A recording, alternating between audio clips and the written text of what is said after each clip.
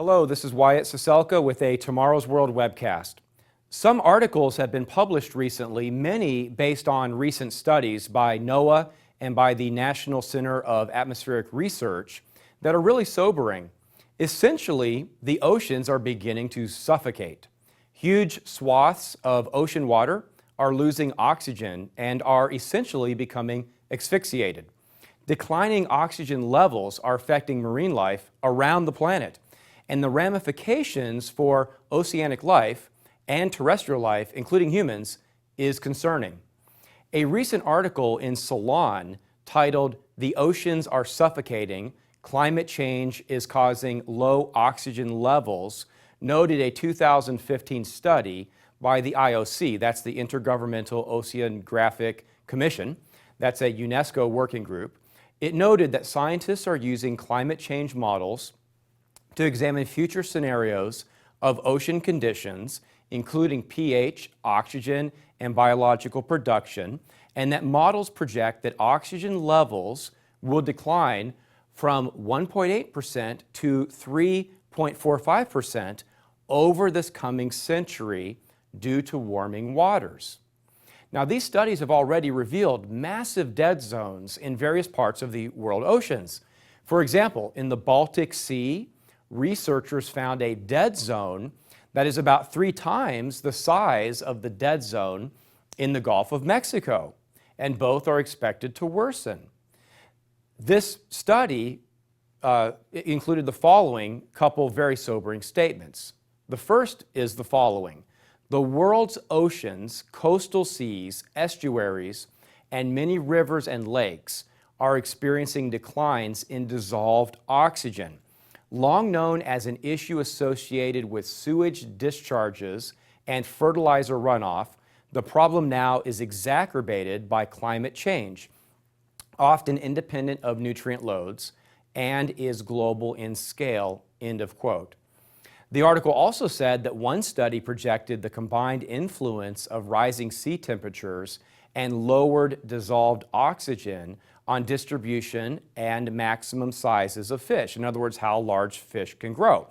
And that on average, across all the seas, maximum fish size is predicted to decline by about 10% over coming decades. A different study concluded that large swaths of oxygen-deprived ocean will be basically uninhabitable by the 2030s. It is this same oceanic warming that caused the famous or infamous bleaching of 94% of the Great Barrier Reef. Now, whether we believe that the oceans are warming because of man-made activities or not, whether we believe that the oceans and the earth are just warming and cooling in natural cycles, the fact is the oceans have been warming and getting warmer in recent years. And the fact is that this will affect our food supply. Not only the cost of food, but the availability of food, especially for the world's poorer people. Now, what is happening now is not the final plagues on the oceans that the Bible talks about that will occur at the very end of the age or very end of man's rule on the earth.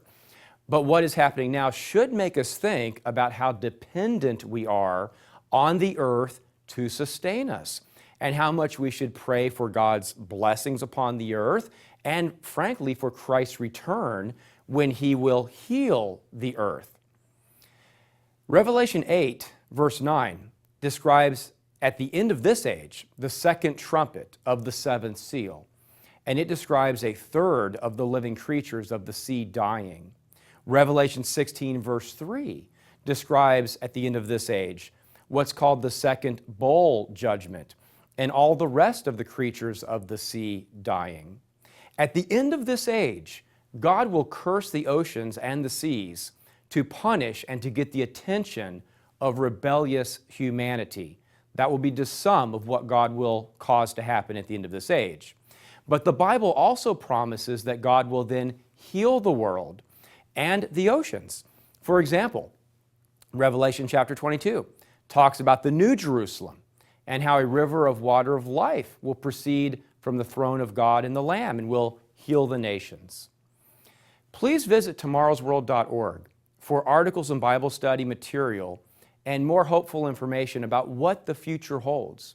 You may also want to request your own copy of our free booklet, The World Ahead, What Will It Be Like?, which describes some of the blessings, including the physical blessings, on the world's oceans and seas that we can look forward to when Jesus Christ returns. This is Wyatt Ciesielka with the Webcast for Tomorrow's World.